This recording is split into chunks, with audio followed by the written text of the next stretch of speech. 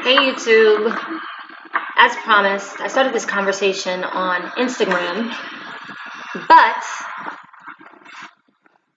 I'm slightly long-winded about topics that I am passionate about, and so Instagram may not be the best platform for this type of conversation.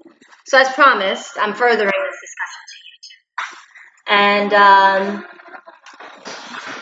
I was on the live yesterday. Shout out, by the way, to Sabrina Claudio. I just stumbled upon her. I never heard of her before. I'm not sure how long she's been out, but I just found out about her, and I love her music.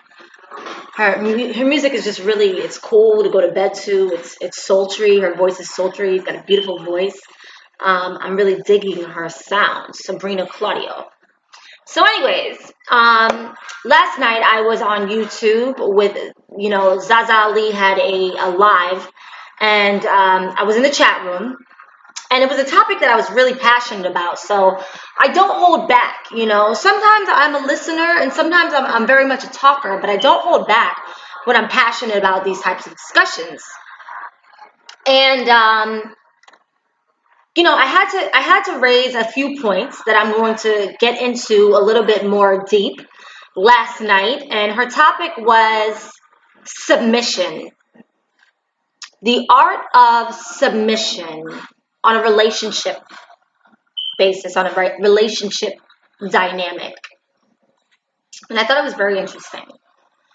And so, like I said, as promised, I'm going to dive a little bit deeper into this conversation. Now, Zaza Ali has also made the announcement, something that I'm really not familiar with that much, but I listen, and I find certain things interesting, that we are in the era of the Aquarius. And I am monotheistic,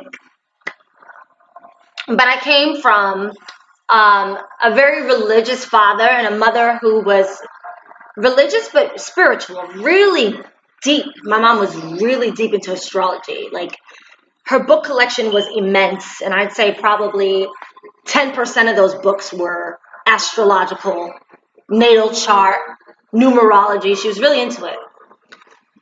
And so I heard this term, the year of the Aquarius, the era of the Aquarian. I'm like, that sounds like something my mom would say. This is interesting. This is fascinating. What does this mean? And based off of what she explained, and again, I haven't really researched this, but based off of what Zaza Ali was explaining, was that it is now the time for women to take their throne.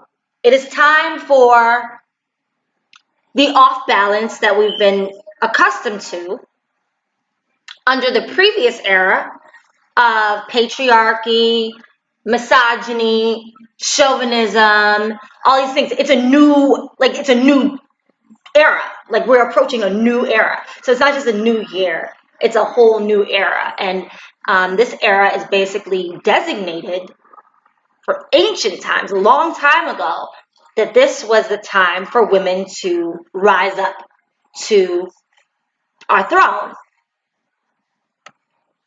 And I don't know, maybe I'm wrong in my interpretation of it, but this is what I understand it to be. And I said, that's interesting. We've got President-elect Joe Biden, and then his VP is Kamala Harris. The first time a woman has been in office, period. So this is the first time that we've ever had a woman in a presidential capacity, even though she's the VP. It's the very first time that a woman has held that seat. And it's simultaneously during the era of the Aquarian. And I've posted this formerly about how I believe that part of the reason why we're watching this disaster unfold right before our eyes is because of a lack of woman leadership, a lack of woman power. It's off balanced, way off balanced. And we've left our fate to be in the hands of men who don't really take the qualities that we bring organically to the table into much consideration. Now, with young Pharaoh saying that the black woman is God, this is something that's maybe arguable, maybe debatable, but he had some really excellent points. So I want to play to you a little bit of the conversation. Let me turn this music down a little bit and play to you a little bit of the conversation, which I found very interesting, very fascinating.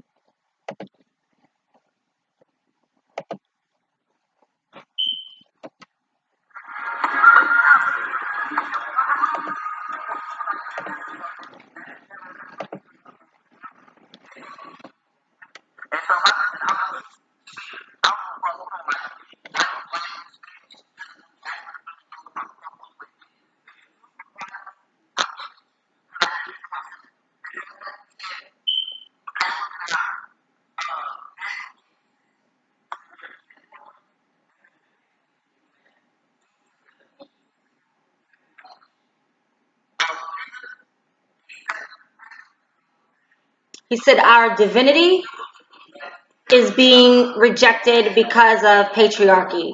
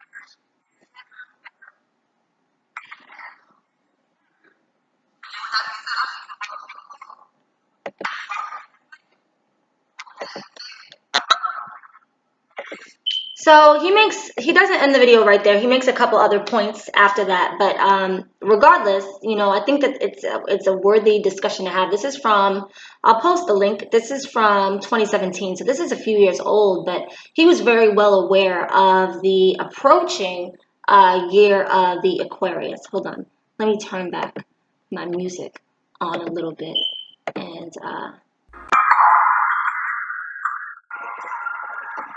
yeah, there's some real chill music. I like this Pandora, Sabrina, Claudio. Anyway, so, I want to emphasize that my rise shouldn't threaten your governance. There's more than enough room at the top. So me rising, as a black woman shouldn't threaten anything. It really shouldn't in theory.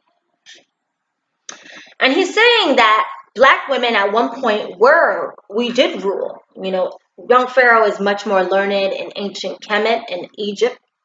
And he has, one foot in history.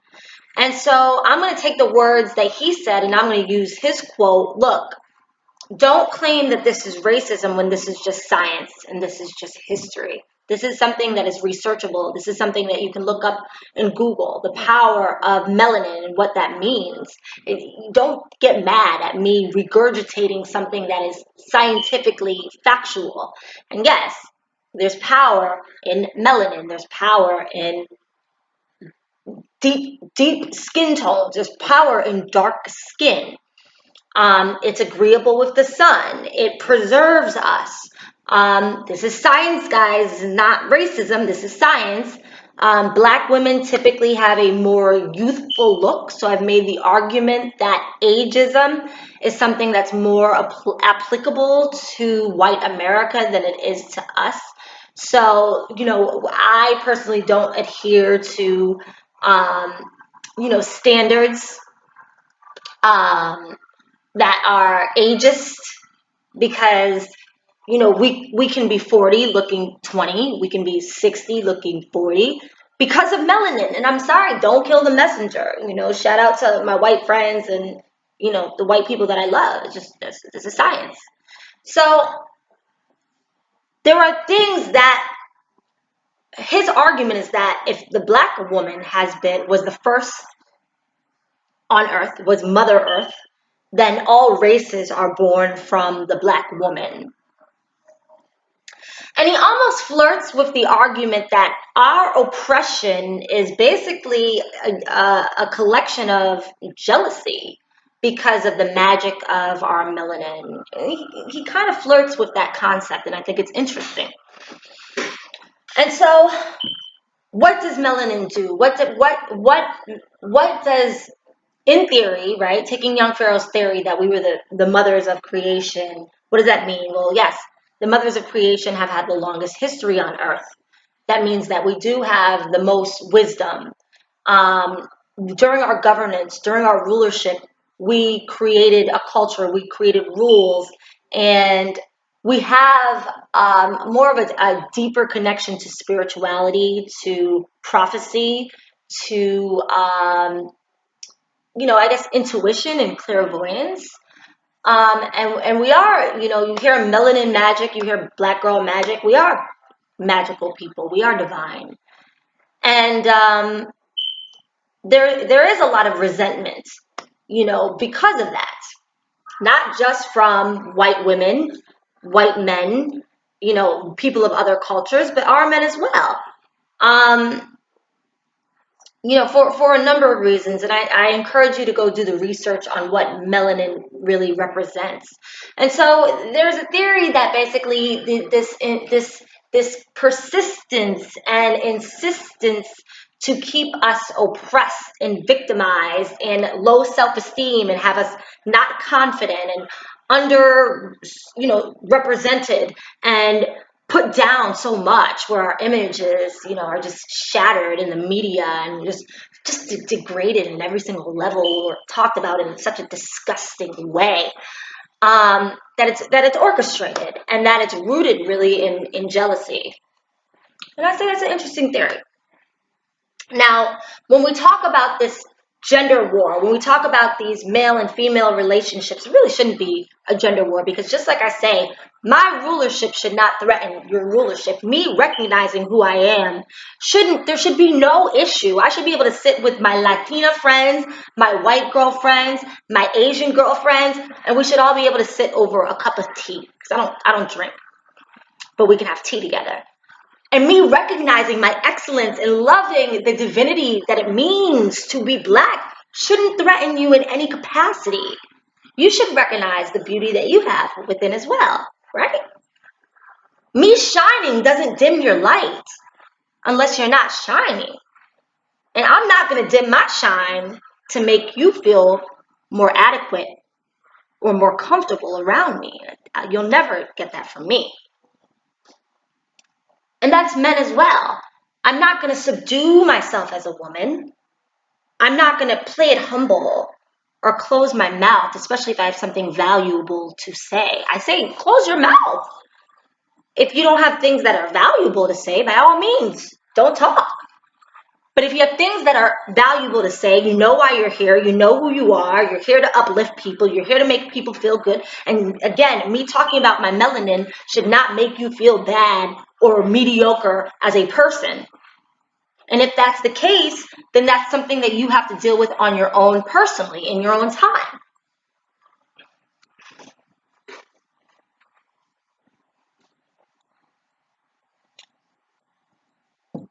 Me and loving who I am shouldn't threaten you loving you. It shouldn't make you love you any less. And so I say, revisiting Zaza Ali's topic last night about submission is, personally, I'm capable and I don't have an issue with submission. It won't be forced when I meet my divine counterpart. Now, many may say, Kinza, how are you talking right now? You've never been married. You don't have a long-lasting marriage. How are you fit to discuss relationships? Have you manifested Black love? Have you manifested your divine counterpart? So how are you fit to run your mouth about this stuff? Are you just talking abstractly? You're just running your mouth? I'll say, well, you know what? You may have a point. However, I've had my fair share of failed relationships, and I've extracted some gems from those. But you don't have to listen to me. You don't have to.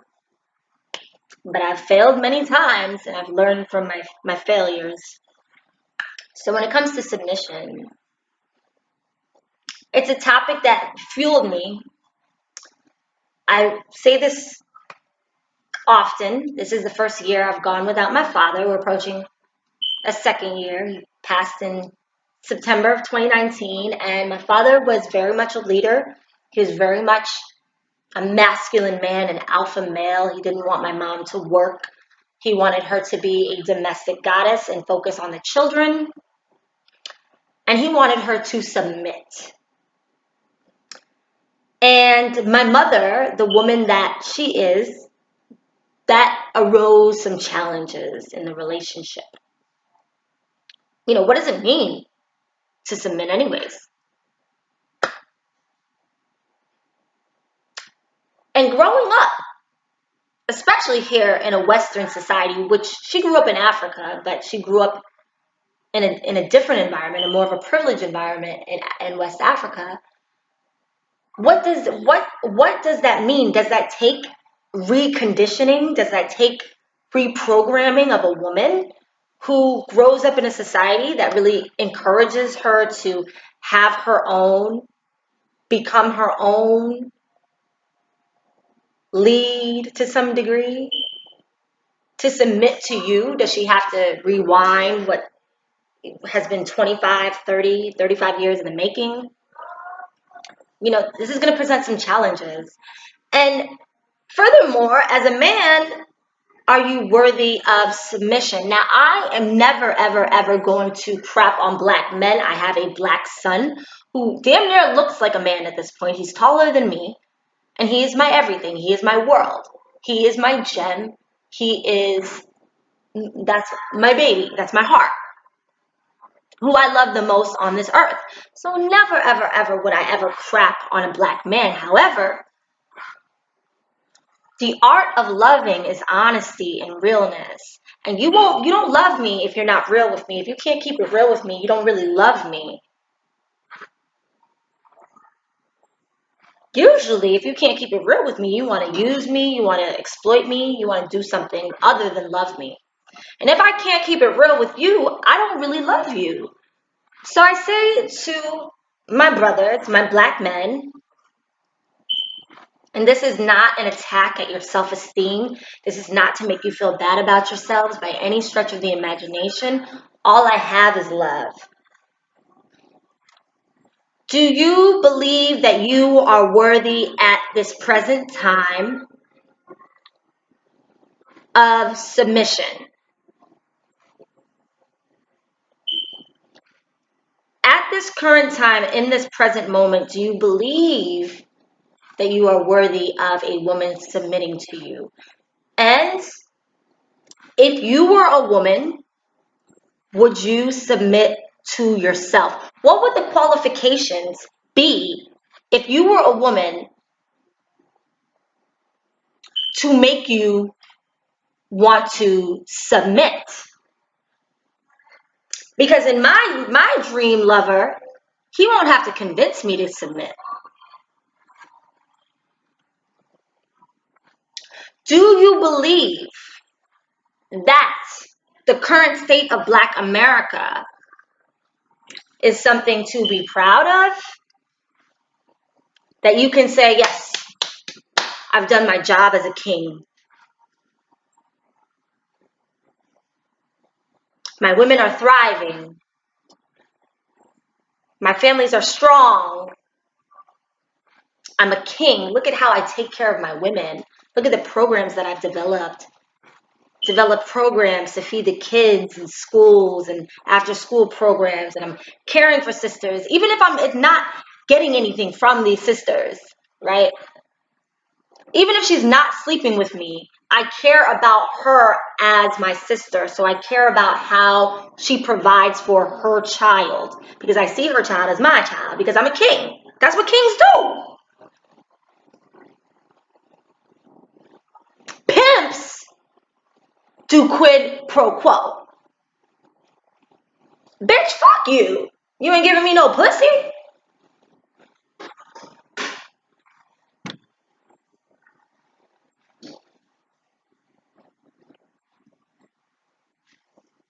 That's what pimps do. That's what people who are out to exploit people do. Oh, I'm not getting anything out of it. Fuck you. So if that's your disposition, and I'm not here to tell anybody what to do, never have been. I don't believe in it. I don't like being told what to do, so I don't tell people what to do. It's the power of free will. You can think how you want. You can be how you want on this earth. However,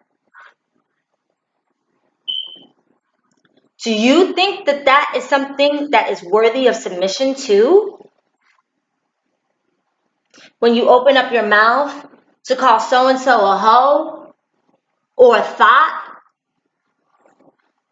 or a bitch?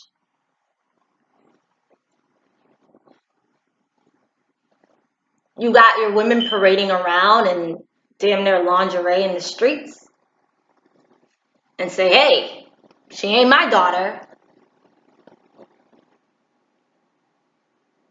Fine, right? Because in order to change somebody, that takes love and that takes work, right? In order to put your heart and your soul into somebody who you see is not doing well, their self-esteem is unhealthy, they're not right-minded, that takes work. That takes love. That takes care. But you guys are really comfortable with just writing that off. Oh, she's a hoe, she's a thought, she's a this, she's a that, she's that, she's whatever. Okay, that's fine. That's fine. That's the role that you take, but that's not king behavior. That's not power. That's not ownership. Because we're talking about submission, right? So a king takes ownership of his community. A king takes ownership of the women. and the way that they're depicted and represented. And so you don't get king treatment if you don't operate as a king.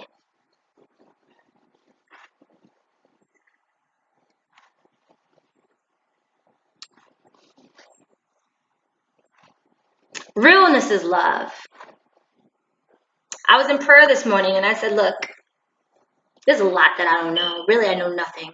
And that's what's making life so exciting. All the things that I'm going to learn, this journey of life. Please let me know if I'm wrong in some kind of way. And if you are, seeing that I am getting in my own way in some kind of way, self-sabotaging, blocking my own blessings in some kind of way, let me know, but let it come from a place of purity. Don't be trying to get in my head to exploit me, to coerce me, to get in between my legs. Let it come from a place of just pure love. Pure love. And I promise I will do the same for you. I used an example on IG. I said, look, it's like you as a guy, right? You got a girlfriend and her breath is hot. It's like, not even just, she has morning breath all day. And you're like, damn, she looks good, but I don't even really want to kiss her. Her breath is harsh. Her breath is cruel. It's oppressive. It's mean. Your breath is mean-spirited. And she's like, good morning, baby. Happy Halloween.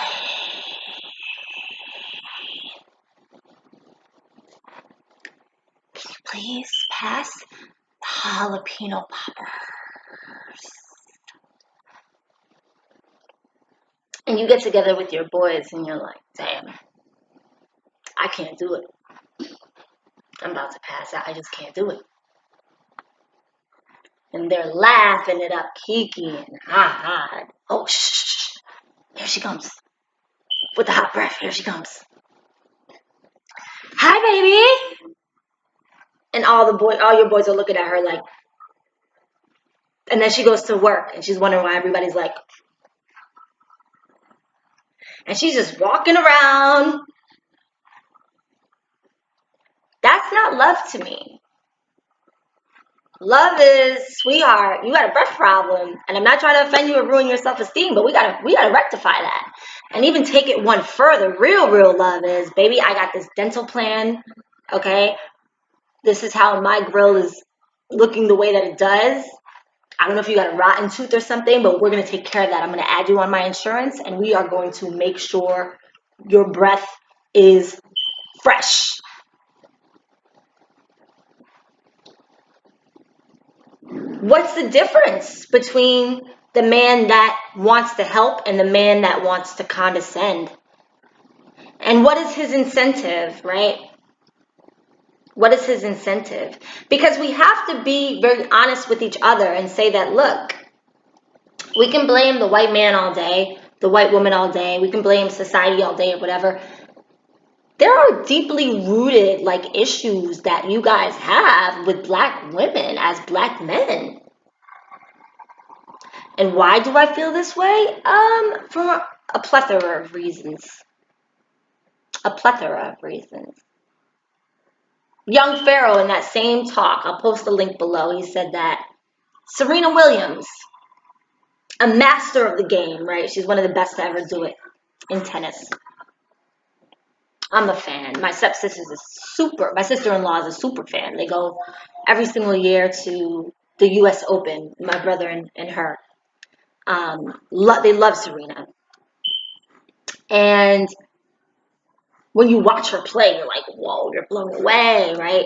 How many hours did that woman spend dedicating herself to her profession, to her craft? You just got to respect it.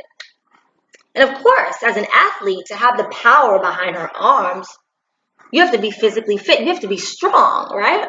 She's a powerhouse. She's a brick house. And I'll never forget. I remember it might have been a Russian lady or one of her opponents showed up and she had her bra stuffed, and she had her butt stuffed, you know, condescending Serena's physical shape, and they would chastise her, you know. They would talk about her so poorly, especially the white men, you know, how she was masculine, and just talk about her so condescendingly. And they think they're showing off. That just turns me off. Like, I would never want a man who would talk about a woman in such a fashion. But really, all you're doing is you're showing your insecurity. This woman is a tennis master. She's excellent. She's at the top of her game, and all you can do is focus on her body, her physical shape, and condescend her, and try and get in her head and lower her self-esteem. But black men did it too. They talked about how masculine she looked, how she would be too much to handle, and all of these things. And her being deeply melanated, of course, had a lot to do with it. The more melanated you are, the harder it is for you to really navigate the Americas. It's a fact. The deeper your skin is, the darker your skin is, the harder it's going to be for you, especially as a woman. That's a fact. And so when Serena ended up finding love in the arms of a white man, then those same men who were calling her masculine and unfeminine and all of these things then began to call her a bedwench, disloyal to the race.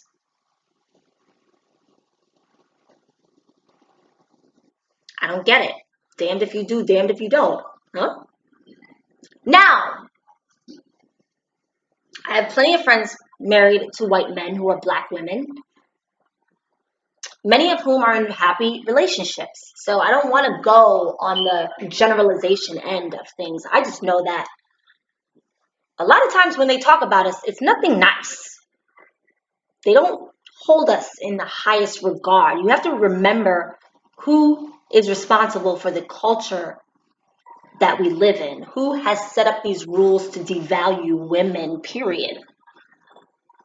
Who masterminded this whole thing that women were going to be placed lower. And I'm talking about all women, let alone black women. So you treat your women like shit, and I'm making a broad generalization. This is not to offend anybody, but I'm talking about patriarchy. I'm talking about X amount of cents on the dollar. I'm talking about these standards that, you know, that women are really resisting. That's what I'm talking about, the culture. You're not going to treat me like shit. If you treat your woman like shit, it's going to be even worse for me. And what's even worse than that is the facade and the fakeness and the smiling in your face and talking about you like trash behind your back. Like trash. Like trash. Like, what kind of man would get off on that? What kind of man, what kind of man wants to see you humiliated?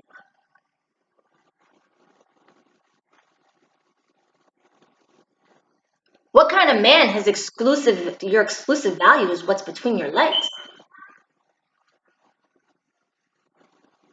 What kind of man gets off on seeing you downgraded, condescended, kicked down?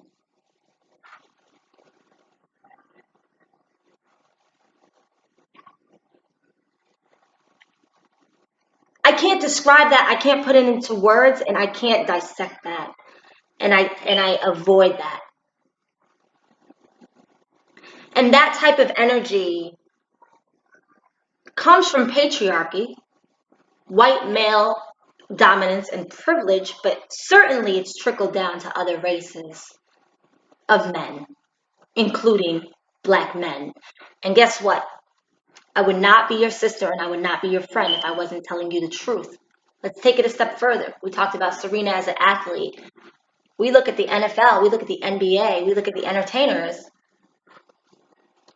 I don't see black men going above and beyond to call them whatever the male version of a bedwench is when they choose to marry outside of their race. And this is free will. This is what you choose to do with your time, what you choose to do. You can designate your love to anybody you want. In fact, As a Black woman, I encourage you, please, if my skin is not beautiful to you and the way that I look naturally and my kinky hair is not beautiful to you, do not give me a complex.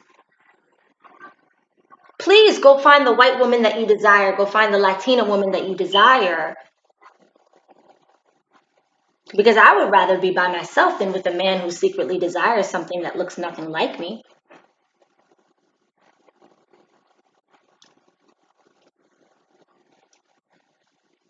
But I don't see the outrage, when they decide to love somebody who doesn't look like them among Black men. It's not like there's this like banding together to like not watch the NBA or the NFL or like that's going to deter you from, supporting your favorite athlete. It won't. Or even the concept, if you take it further with capitalism, that this woman will end up taking all of the money when he dies. That all of his millions will end up going to white people, right? And we say in 2021 we should be beyond this race discussion. I've said this before, but the wealth gap, the economic gap is there's just way too much of a blatant economic gap to take race out of the discussion or out of the equation. And there's just way too much of an effort to tamper with the self-esteem of Black women. It's to the point where I feel pushed back. Like as if me taking care of myself is something that is like a slap in the face to you. Like, how dare she feel good about herself? How dare she want to take care of, how dare she want to live long? You're supposed to be dark and Black and you should want to die. Like that's like kind of like the underline of the whole thing. Like, how dare you eat food that's going to keep you here longer? How dare you want to drink alkaline water and like be plant-based and exercise? How dare you? We want you niggers to die. I'm making light of the whole thing, but really it's not that funny because this general deaf culture and this general very low expectations for people who are of a darker complexion is not just with people who don't look like us, but with us as well. And so it's my obligation to call you out. I can't deprogram you. If you live in a society that says white is right, that says all you want is your milk of magnesia, I'm not here to tell you otherwise. Please, let's not waste each other's time. All I'm saying is, let's not go along with the double standards. And for the divide and conquer, the mastermind of this whole thing, the people who have really put a lot of attention on trying to divide the Black family, disunify the Black family, and have been really in control of our image on a media level, on an international level, and really wanted us to be portrayed in a certain way as a whore, as a Jezebel, as a slut, and all these things. Don't think that you're pulling the wool over my eyes. You're not exempt here. Don't think that just because you do it quietly and sneakily and snakily and condescendingly and behind closed doors and silent third party that I'm not aware of what you're doing. That I'm not aware that you're the silent third party that's trying to divide the family, trying to come in with the sneak. Like, it doesn't work that way. I'm not running into your arms because you masterminded a plan to make me try to make me not want a Black man or make a Black man not want me. It doesn't work that way. If I'm going to fall in love with anybody, I'm going to fall in love with you because of the qualities that you possess. And being dishonest won't be one of them. I might do a part 2 of this, but this was something that was definitely needed to be said. It's so important to me to be an advocate of the underdog. It's so important to me that the encouragement that I don't always hear that I must give. And for any Black woman that is struggling to find her divine counterpart, her soulmate, I would say be patient. Continue to work on yourself until he arrives. Pray on it. Pray that the Almighty sends you someone that is godlike, that is honest, that is dignified.